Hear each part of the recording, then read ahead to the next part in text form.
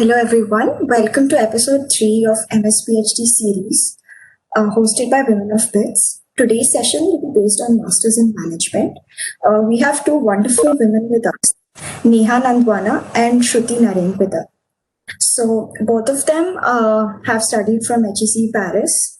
Neha completed her Masters in 2020 and Shruti just started out 2 months ago.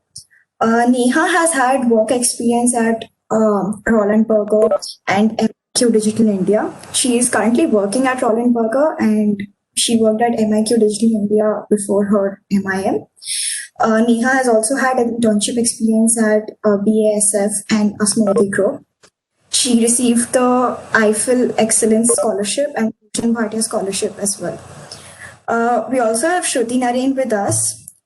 She has had internship experience at Credit Suisse, Verma, and NUS. She was also a summer student at London School of Economics. She also has received Eiffel Excellence Scholarship and HEC Foundation Excellence Scholarship. Welcome Neha and Shruti. Hi, Miloni. Thank you.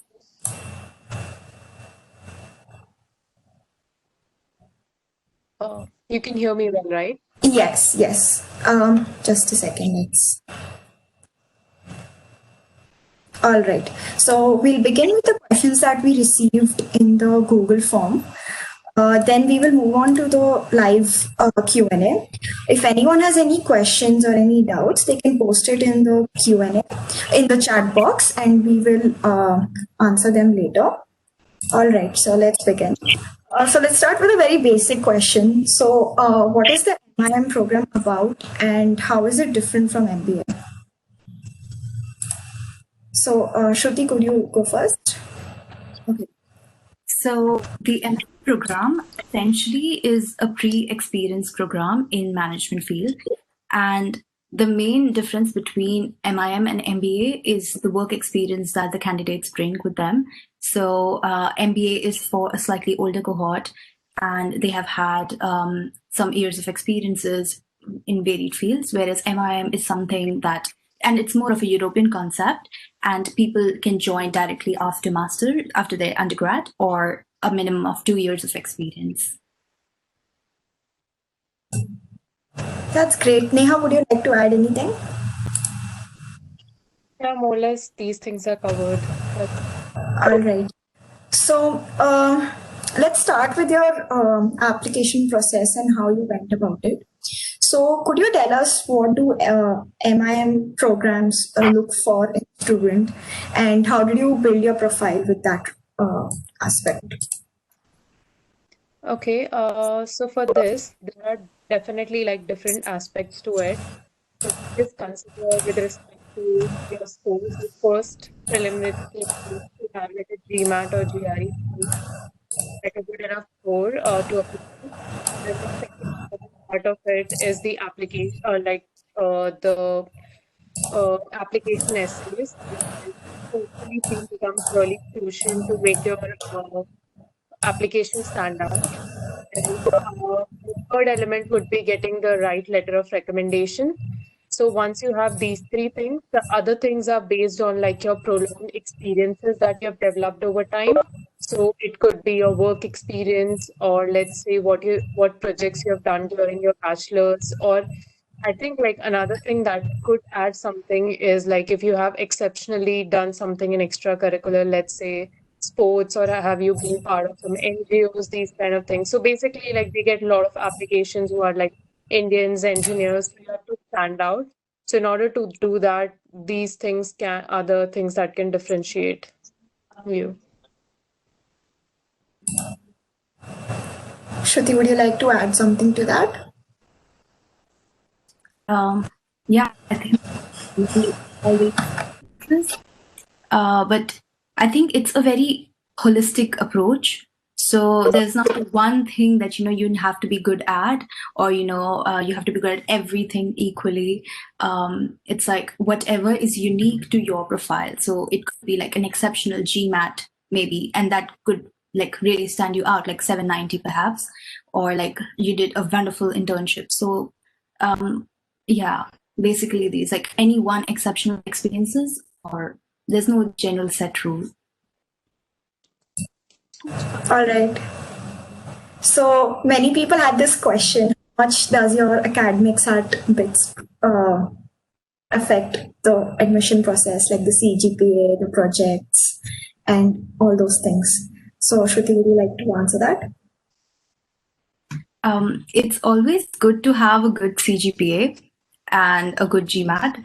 And I think there are some schools, especially like HEC, that does value a decent CGPA. But regardless, it does not mean that just because you have a slightly lower GPA, you do not stand a chance. So don't focus like, getting a threshold GPA is the ultimate goal. It is very good and you should stress on having a good GPA. But it's not like you cannot get into HEC without a good GPA. Neha, do you want to add something to that? The only thing, so I have seen people with GPA around, let's say, 6.5, 7 also getting through.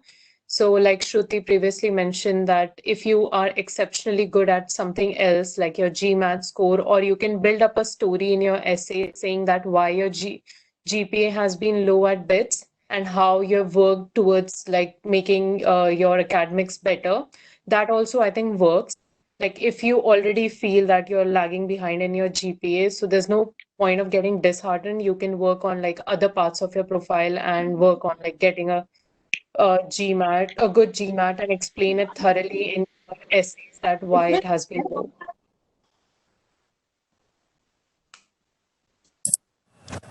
That's great. So, Neha, like you had work experience of about 2 years before you went for the MIM program. You worked at MIQ Digital India. So, how did that help you in making your application stronger? Could you tell us about that? So I think when you're talking about your experiences in your essays, it definitely like helps. It gives you a little bit of an edge over others if you have some kind of experience already. But like since MIM is a program where people just freshers also join, I wouldn't say like it's something necessary, but if you have it, it's well and good. You can use it for your interviews. Like you would have something to like tell about your experiences, talk about it, and these kind of things. But yeah, like it's not necessary for sure. If you have it, leverage it to the best you can and use it in your essays, interviews, wherever you can use it. All right, that's great. So, how much of work experience would you suggest Uh, for an MIM program? There is, like I said, honestly, no work experience required. So you can have like 0, but max they say is 3 years. A lot of MIM programs, they don't take people who are beyond like 3 years of work experience. So I would say like it's up to your profile. Whenever you feel you're ready to go for masters, do it. But usually it's 0 to 3 years, not more than 3 years for sure. All right. So, Shruti, you've been part of stellar internship programs and summer student programs. So, could you shed some light on how you got those internships and how that helped you in making your application stronger? Okay, so there are two aspects to it. Firstly, I don't know which year you are in. Like if you're applying from third year, let's say, it is good to target big brands, I would say, because that does differentiate your profile a bit compared to, because Indian pool is quite competitive as is. So if you can get like good recognizable companies in your CV, it is a good thing. But secondly, the more important aspect is actually having learnings from those experiences. So if you can highlight what you learned from those internship experiences or what was unique to your learning curve, and then show it in your application process, that can really make your profile stand out more. So for me, like I had the summer school experience at LSE. and I highlighted it in my application, and then my internships were the PS2 experiences. So yes, at the end of the day, highlight what you learn from internship experiences. And I would add one thing more is it does not matter if it is in a particular domain. You could have a technical internship as well. But what matters more is what you learned, and you need to have a clarity of purpose in your application. All right. So, Neha, could you talk about the admission process? Like, when does it start out and what all does it consist of? What scores? What extra things we need to provide? Okay, so I'll add from my knowledge of it, but I think Shruti had the more recent experience, so she can add whatever later. But to begin with, there are two different ways to apply to HEC. One process is called the SAI application process. That is basically you apply to five best colleges in France altogether, which is what I did. And then there's a second process where you can directly apply to HEC. I think Shruti did that and she can elaborate on that. For the first process, usually I think your application starts in October, where they have like a list of 5 questions that you need to answer. And it's quite like you have to be very concise. So it takes quite a lot of time. So I would recommend you to do like work on it way in advance.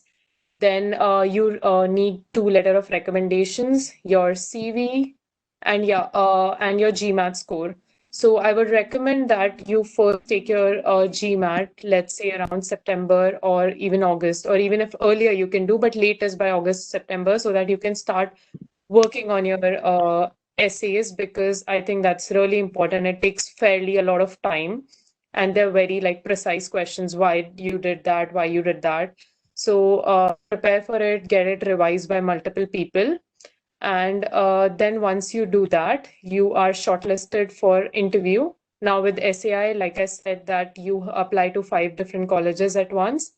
So what happens is then you're selectively asked to interview for different colleges. So your profile is shared to all 5 colleges, and all 5 of them selectively say that if HEC wants you or not for interview, or ESCP wants you for an interview or not. Then when that happens, you finally have your interview. Like that'll be just one interview. Even if you're shortlisted for all 5, you'll only have one interview. And then the interview, I don't know if we are going so much in details. Do you want to discuss the interview part later or just the application right now? Maybe we can do it now. Okay, for the interviews, I think I remember 45 minutes of an interview. And honestly, like I had very good experience there, because it's usually the alumni from HEC, ESSEC, and they're very friendly. So you don't have to worry about anything. Just be prepared with your story, that why you want to do MIM, why specifically Europe, and what have you done in past, and how it is tying up with everything that you have planned for your future. And then do like a little bit of research about what your future career goals with MIM would be. And then I think you're good to go. There's like, I won't say like interviews are stressful, just be like confident, make sure your profile is nicely tied, then yeah, it works well. Shruti, would you like to add something more recent, maybe some new changes? So I think the join a school in France SAI process starts early October. So like Neha said, give it more time. For HEC, I would say the round 1 is over for this year if you want to apply for 2021. But HEC, the separate process, there are 3 questions and you need to answer again. You need to be very precise and show a clear story. I also had applied, I had admits from other schools where the process was slightly different. So, do you want me to maybe talk about them as well? Yeah, sure. I think it'll be very helpful. Okay, so I would say the most intensive process is for London Business School, because we had to write 11 essays, and there were other short questions as well. And again, you need to have strong letter of recommendations and really deep. You need to dive deep into every aspect of your profile, because they will ask you questions like, what is your weakness, or tell me about a time, or show leadership. So if you are interested in London Business School's program of MIM, you need to put more efforts compared to other schools, just because the length of the essays is a lot. Then HEC has 3 questions. The letter of recommendation is like a proper letter. For the other school, which is ESSEC, which is again like a grande école, France, they have an online LOR. So you need to also keep in mind that your recommenders are available at that time, and they send it with prior notice. Then there is LSE, London School of Economics. It has a lengthy essay. So there's just one essay and you have to highlight your whole career path. So I would suggest, if you're interested in UK schools, give them more time, the application essays, compared to the France schools, because they're lengthier. The France schools, you need to be precise with your story. And then interview processes are very different. So Neha's was, I think, an in-person interview, and it was 45 minutes long. For me, because I applied to HEC directly, I had like a 15-minute call, in fact, and it was on Skype. So the more focus is on your application, and then call can vary from 15 minutes to 1 hour. Other schools have, LBS had an in-person interview, and those are more longer. So London Business School goes on for around 1 hour, 30 minutes or so. And again, the interviews are very conversational. So don't freak out. They're very straightforward questions. All right. So we received one question based on the prior profiles that people are supposed to have. So, for example, if a person has a tech profile, are their chances hampered or are their chances better? Could you talk about that? Shruti, maybe you can go first. I don't think so that having a tech profile can hamper your profile in any way. Just instead highlight what you learned from your tech internships, because I also had data science internships, and it is completely all right. HEC wants diversity. So, and in fact, I think they prefer people with strong quant backgrounds. So if you can somewhere relate the fact that you have strong quant skills, machine learning, any kind of skills, and how you can use that learning curve in your future management courses, it would be amazing to do that. So I feel it's more of an advantage if you have a technical background. All right. Neha, do you want to add something to that? No, I think it's more or less covered, but I want to add something for the previous question, the application process altogether. I realized you might be wondering where to start and how to start.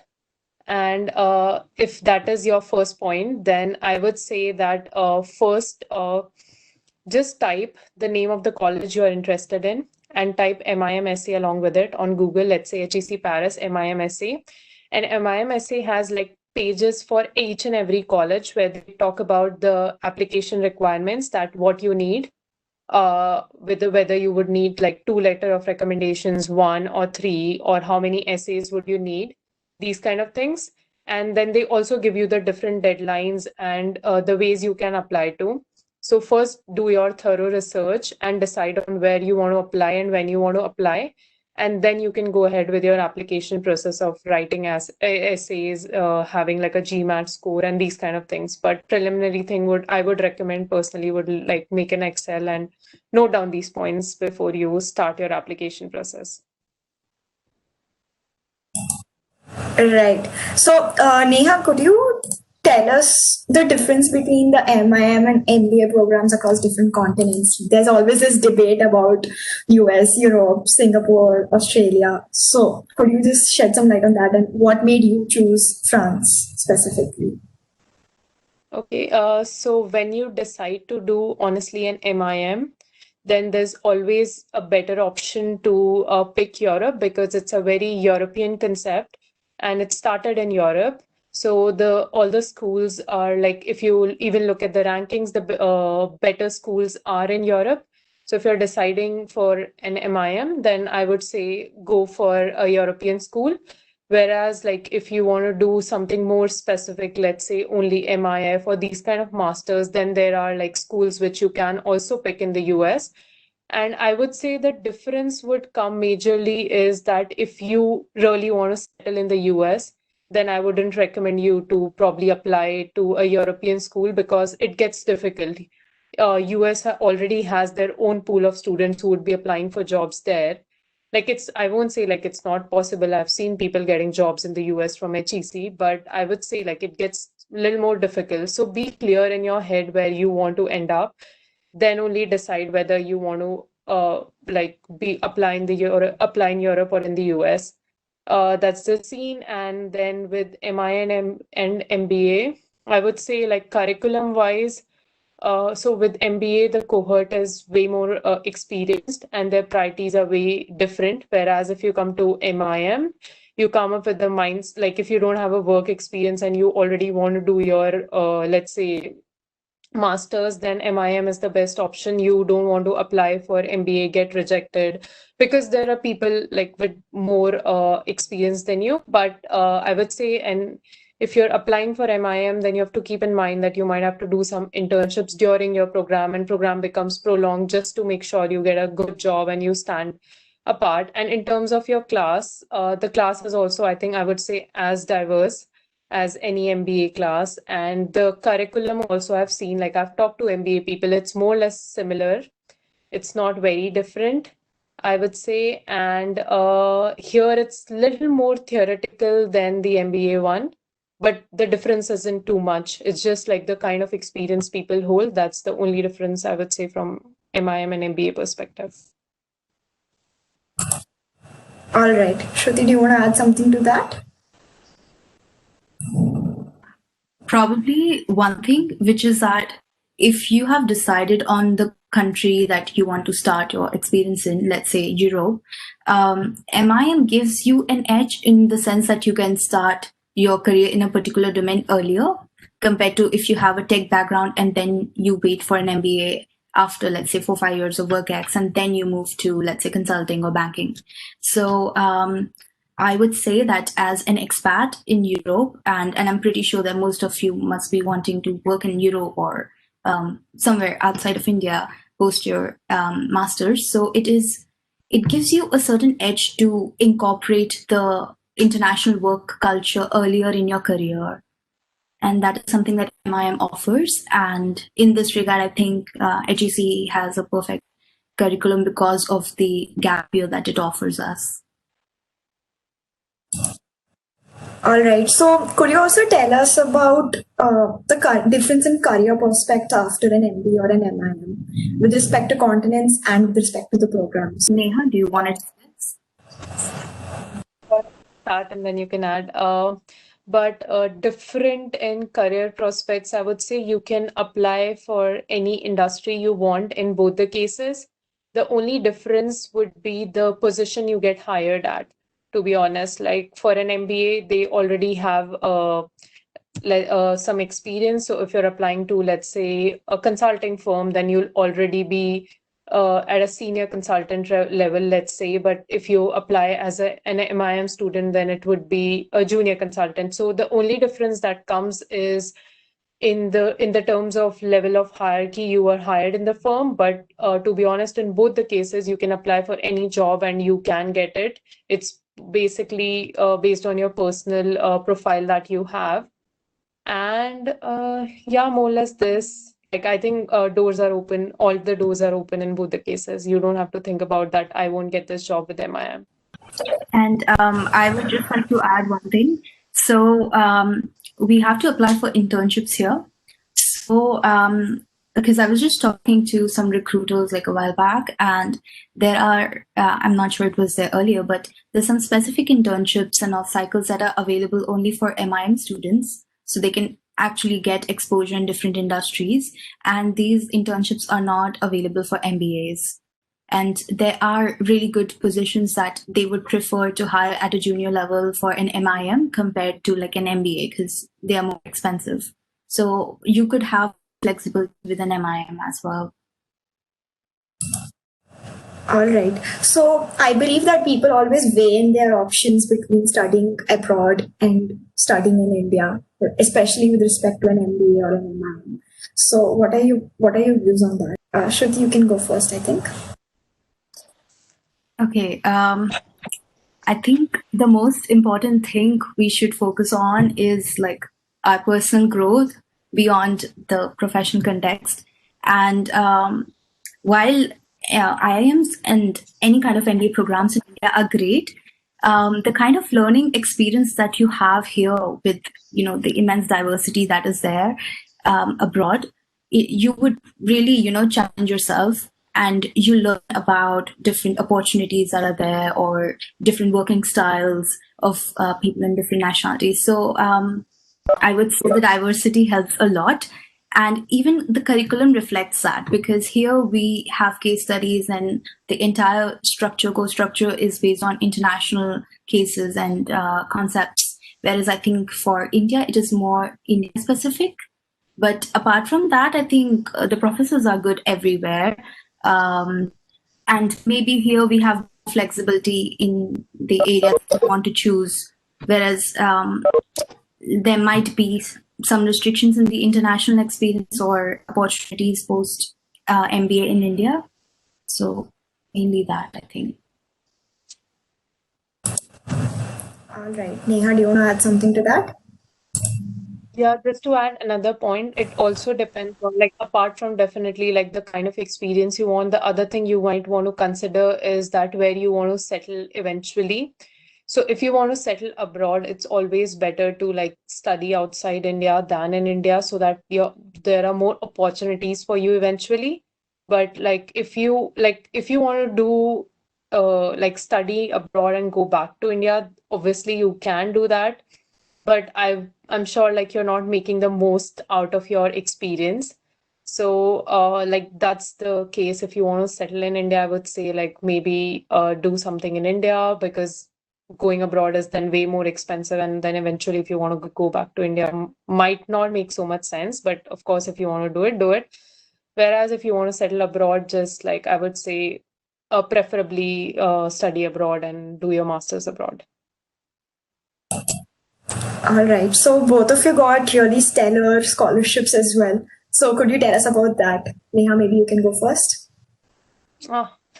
So for that scholarship, the Eiffel Excellence Scholarship, just to give you a little background, it's for the master's people as well as the PhD people, and it's given by the French government. And the application process, I would say, is that you cannot apply as an individual. Only the college has this right where they can forward your application to this scholarship program itself. So you can't do much. The only thing you can do is make your application really nicely. And then after that, then it depends on the college. What are the criterias? Honestly, like we don't know the criterias because we don't know like what the college internally uses to push your profile. But I would say just like overall, develop your profile holistically, make your application, give your best in the application process itself. All right. What about the Bhushan Bhatia scholarship? Could you tell us about that as well? Oh, that was back in BITS actually. And then like one day I was just going through the BITS, I don't know, portal. I don't remember the name now. It's been quite a while. And there I saw like there's this scholarship where you could apply for, and I did. And then I forgot also that I applied for it. But then I think they have criterias like some specific subjects, projects. They overall look at your CV and your GPA, and then you get it. But it's been a long time. I don't remember much of the details. But this was by BITS alumni in BITS. All right. Shruti, could you tell us about your scholarships? So I had the same scholarship as Neha, full scholarship, and again, you need to have the application strong. Otherwise, there's no way of knowing, how HEC pushes your scholarship application. And just like one point, like if you get to that stage, it is only for round 1, by the way. So if you are applying for French business schools, try to apply in the round 1 so you can avail IFL scholarship. It's not there for future rounds. And the second one that I had was the HEC Foundation Scholarship. So that is allotted by HEC based again on my profile and everything. And yeah, that's about it. So did you apply separately for the HEC scholarship, or was it given by the college itself? So that's primarily based on my performance in the interview and in general how I scored well compared to the other applicants. And HEC allots it to you, like, by default when you get your admit. So you have to apply for this.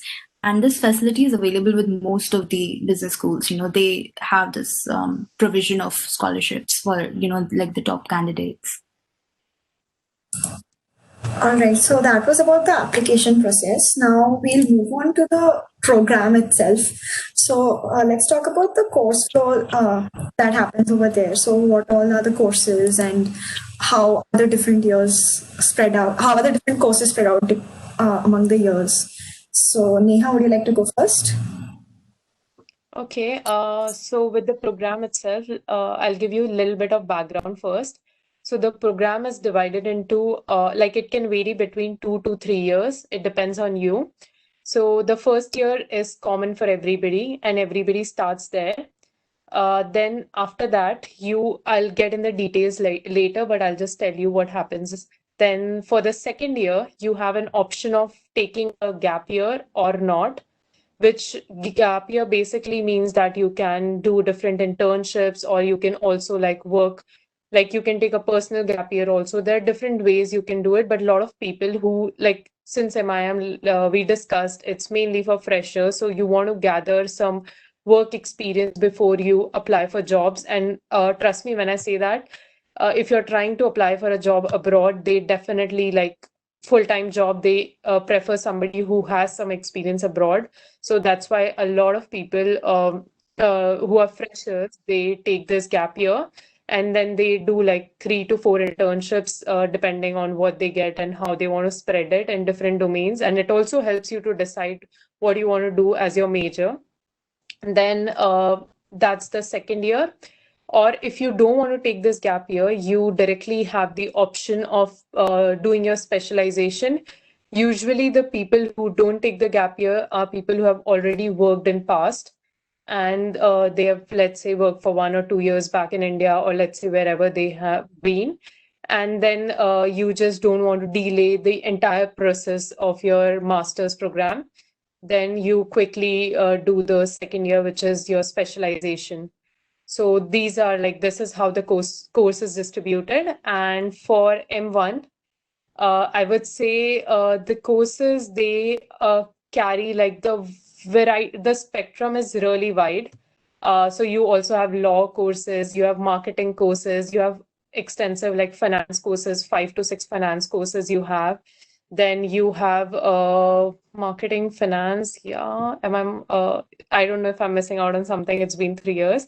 Anyway, then these are kind of mandatory courses. Then the second part of it, like you also have a lot of these optional courses, which you can pick. I think 5 to 6 is the option where you can decide, you have the flexibility on what you want to do. So this is how M1 is distributed. Most of the learning is through the projects. And now I think it's more with the projects because everything has shifted online and they have really interesting simulation games and like everything, like something or the other is going on all the time. It's not like BITS that you can relax sometime. Every time you have to be on your toes. So be prepared for it if you're coming to like doing any masters. Then for the specialization, maybe Shruti can add for the first year, and then if we can discuss the specialization thing later. All right, Shruti, do you want to add something to that? Yeah, I mean, I think Neha gave an overview about the courses that are there in M1.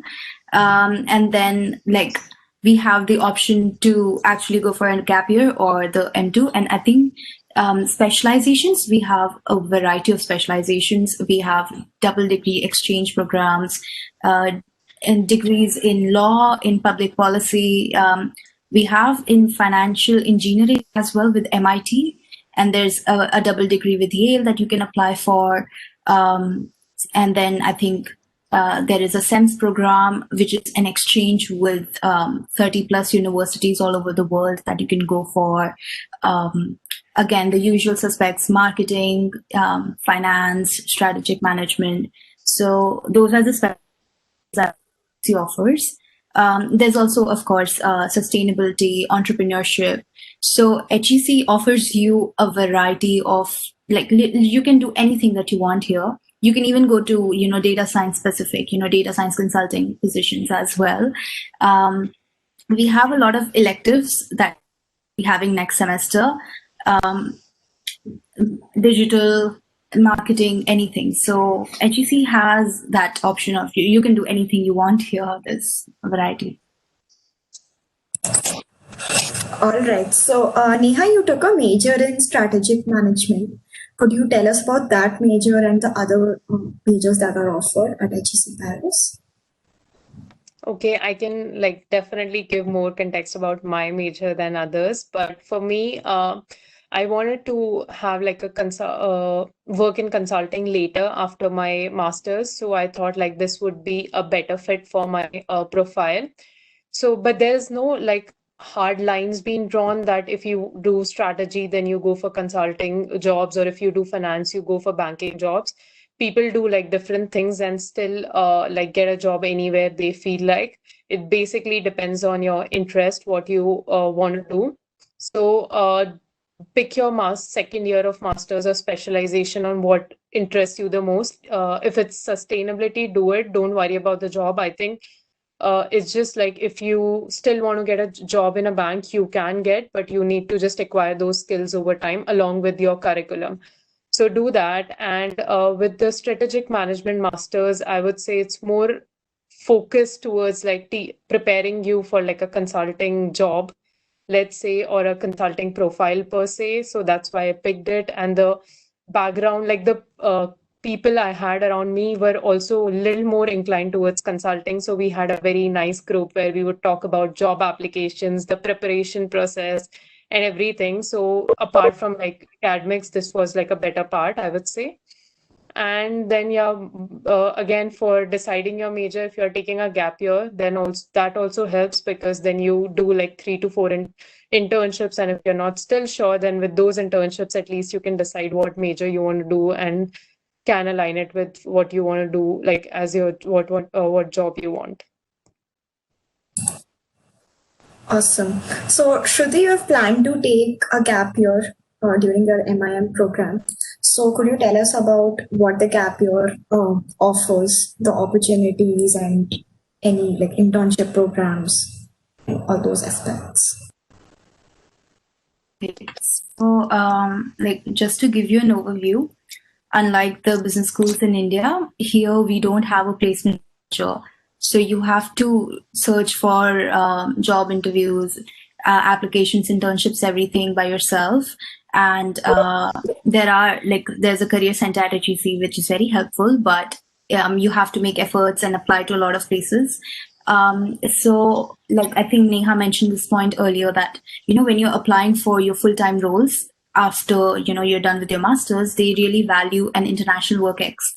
So regarding the professional gap year, after I'm done with my first year of studies here, I can take 1 year and then try out the fields that I want to specialize in, let's say, or there's a particular field of my interest that I want to try an internship in. I can apply for that, and then again, gap year can be structured according to you. So you could take maybe like just 2 internships, or you could take 4 internships. and in which industry they are structured, or for how long they are, or is it a summer analyst role, or is it like an off cycle, which is like, again, it's similar to the PS2 that we have in BITS, like a 6-month internship. So it all depends on you, and you can go as creative as you want with your gap year. But it is very essential, especially, right now with like job situations with COVID, that you gain some relevant experience. So if you're applying for MIM, I would suggest without work experience, you have to at least try the gap year. All right. So could you tell us about the general college life in HEC Paris and the life in France? Neha, maybe you can go first. Okay, so when you hear Paris, HEC Paris, don't get deceived. It's not Paris. It's around like 40 kilometers away from Paris, but that does not take life away from you. The culture at campus is quite nice because if you're staying on campus, you have something or the other going on all the time, and you make your own group of friends. And then there's a Thursday night. Every Thursday night, there's a big party. It's called Party of Week, and you would find like people partying everywhere. So definitely, like, even though it's outside Paris, you have like you enjoy your masters and you get the most out of it because you're staying on campus and you get to meet the people and you're always there to experience everything. And Paris is not far away. Definitely, like, you can take a train which takes 1.5 hours to take you to Paris, but that's always an option. I would recommend you to stay on campus if you're doing a master's program. It it helps you like to interact more with people or develop altogether. That's the case. And then I would say life is not very, very different from India. One thing that is different is that you have to do everything on your own. You cannot like get things done by anybody else. You have to like think about everything. You do your own laundry, you do now you have to do your own room cleaning, everything. So like the effort is a bit more, but you overall enjoy, like, I would recommend like enjoy the process, and I think everything works out well. Shruti, do you want to add something to that? Well, so I think with COVID, we have a very different experience than like Neha's bad had. We don't have the party of the weeks anymore now, but it has been very nice so far because despite the lockdown and all, HEC has made efforts to ensure, that we're safe and we feel comfort. There are medical centers, and again, there are very few people left on campus right now, but we make a lot of efforts to meet up, organize whatever socially distant events that we can. And I think the most important part of business school is beyond academics and the culture that you have here. So even though it's all online, and I'm probably meeting more people on Zoom, but that B school culture is still there. It's online, but it's still there, and you have to make efforts, despite of job applications and everything, be part of different clubs or associations. The HEC has everything here. The sports facility is very good, so it's a nice college campus life. All right, it's good to hear that. So let's move on to the career prospects aspect of an MIM. I want to ask, what are the exit options? So are there any specific sectors which are favored as compared to any other sectors? Shruti, maybe you can go first. I don't think there are any like preferred sectors as such. Of course, like if you have like a more preferred or more popular options like banking, consulting, there'll always be roles in that. But we have to also recognize that as an expat, there are certain roles that will require a language restraint. So that might not be open for not. But that does not mean there are not roles here, and there are a lot of English-speaking roles. and it depends on what you want to align your profile towards. So there are digital roles here. There is consulting as well here in Europe, with English speaking requirements. So there's no preferred as such, there's a high placement there or somewhere like that. But there is opportunity, and despite COVID, HEC does have roles here. So if people want to focus on the, like the ROI part, so don't worry, there are roles here. There will be different continents as well. I think like Neha got Middle East, so that option is there. Neha, do you want to add something? No, like she said that mostly like every role is open and you can apply anywhere. But if you purely speak only English, I would recommend for the first thing, if you get an admission and if you have some buffer, try to learn French. It really, really helps you. If you can do that. If you don't do that, it's still okay. Like I still like can't speak French fluently, so it's still okay. Then, but the options they get limited. It's not like that you don't have options. You have enough options, but they are lesser than like a person who can speak another language. And then your options mostly, I would say, are in countries like Germany. Then there are some in France, Belgium, Netherlands, and UK, and then Middle East. These are majorly the options you have if you don't speak any European language, I would say. But there are definitely like a lot of English-speaking roles. All right. So, could you tell us about the process to get a job after the program? So, as Shruti mentioned, that there's no placement process as such. So, how does it work there? You got your job in Middle East. So, how did that work? So the process is basically like Shruti said, you have to put your own effort or make your own effort. So you start way earlier. There's no placement period as such. So you probably like if your master's, like if your second year starts in September, October, you ideally actually start your job hunt in September, October. Then you basically have to go via portals. There are events like career fair at HEC or the company specific events they organize for HEC students, let's say.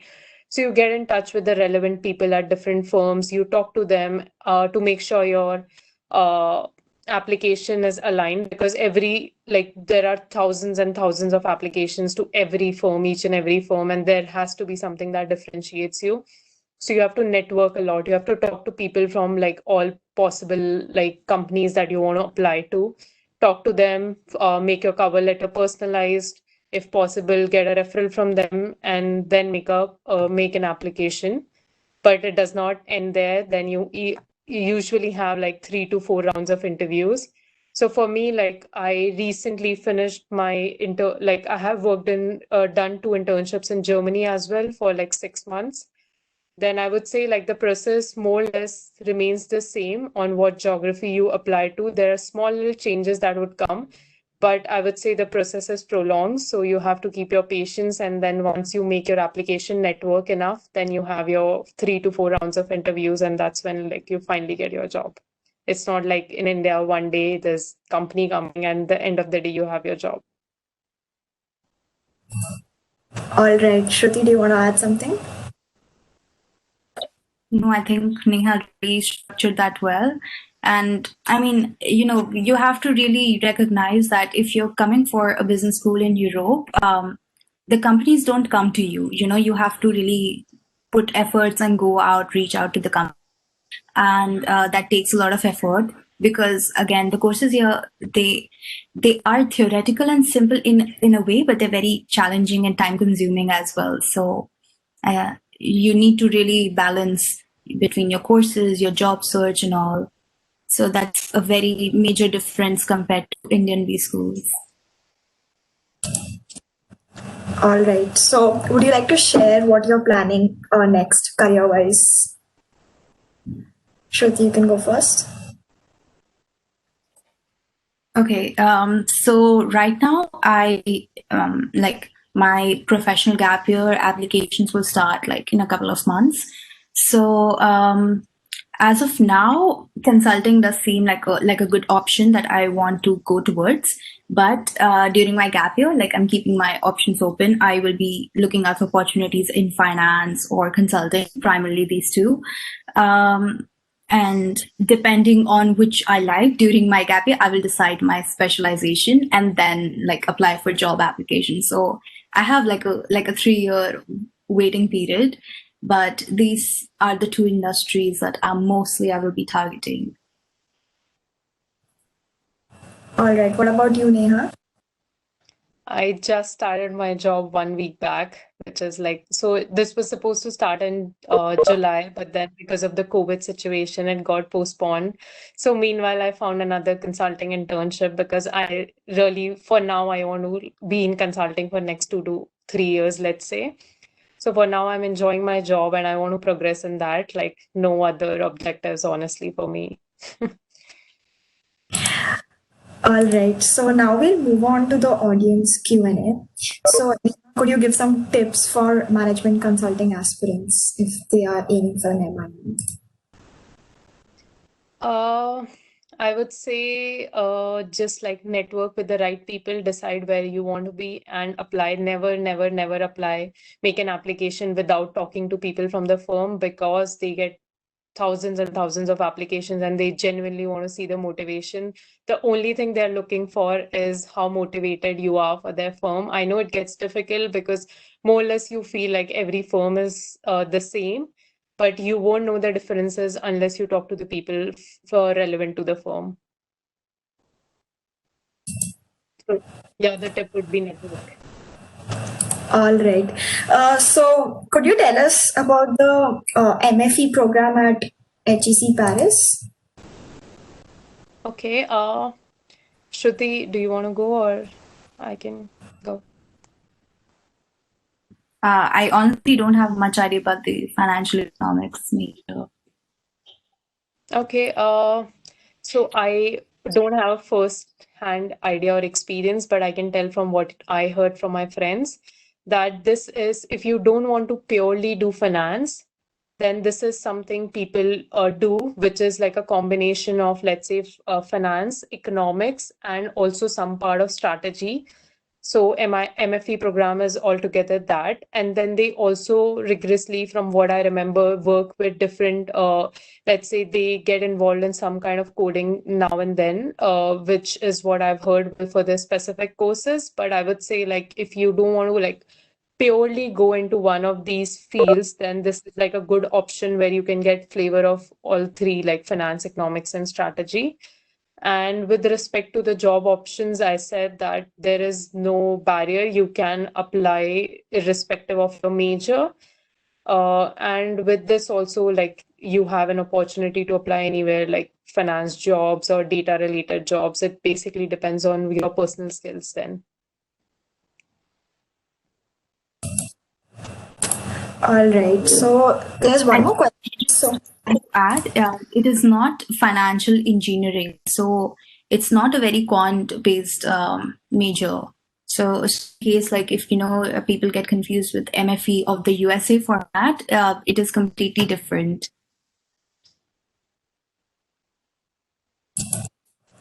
all right. So could you tell us? So there's this program MEM, Masters in Engineering Management, which is very famous in the United States, and there's MIM in Europe. So do you know any differences between the two programs and why? What the specific program targets? Shruti, would you like to go first? So first of all, MEM is a STEM program, and it is more based on product management, I would say. So the job opportunities, they are not in the similar domains as an MIM1, which is more towards like the business side of it. With that being said, there are a lot of STEM MIM programs in the USA as well. I think Duke Fuqua has a really good program now. So those are more in line with the European concept of the MIM. But the key major is that MIM is like a conventional, the options post your degree are more like the MBA versions, whereas MEM ones, they're more towards, like, I think right now I was like, you can also get business analytics roles as well after MEM. So, but more aligned towards the technical and STEM programs. All right, Neha, do you want to add something to it? No, I think Shruti covered more or less what I know.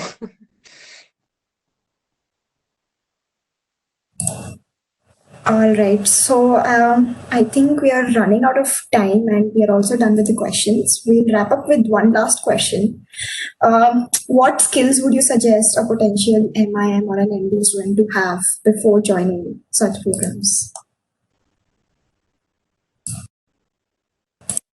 Neha, maybe you can go first. No, like we already discussed this in detail that there is no one thing that clicks. But if you feel like there's one place you're lacking, like for you, if you feel your GMAT score is not exceptional or GPA score is not exceptional, don't get disheartened. There are definitely like different ways you can cover it up with. Make sure your essays are really, really good. Make sure like you make your story clear. If you haven't done something like say in past that doesn't work in your favor, try to explain it in the essays. And even the letter of recommendations matter per se. So don't take anything lightly. Like we say in bits, take light. Don't take anything lightly in your application process. Make sure you give it like enough time and work on every aspect of it. And if you feel like there's nothing that is irrelevant or cannot like help you stand out. So if you feel there are any experiences even after outside academics that are very small, but you can still use them, just use them, make the most out of whatever you have done until now. Shruti, what about you? What would your tips be? I think covered pretty much the application process, but like if you need any particular skill set for the business school curriculum, I would say that there are people who come from law background, psychology, sociology. So I would say like the BITS undergrad program has already like prepared us well to handle the B school structure. So don't worry, like when it comes to handling the academics or job applications and all, feel like BITSians do have the potential for it. So B school would be pretty much manageable. All right, so that brings us to the end of the webinar. Thank you so much, Shruti and Neha, for joining us today and helping all of us out, guiding us today. Thank you to the audience for joining in and sending out your questions. If you missed out on your question, you can reach out to Shruti and Neha on their LinkedIn. Parul will be linking that in the chat box. All right. Thank you so much, Shruti and Neha. Thank you to the audience as well. Thank you for having me. Bye. Thank you. Bye-bye.